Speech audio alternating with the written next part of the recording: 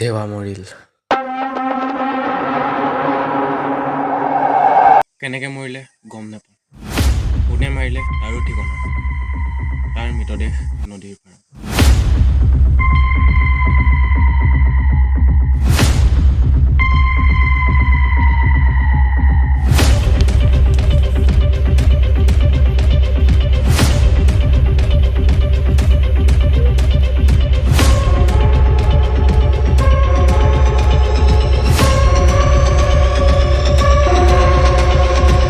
লিষ্টত আমিওতো আছোঁ।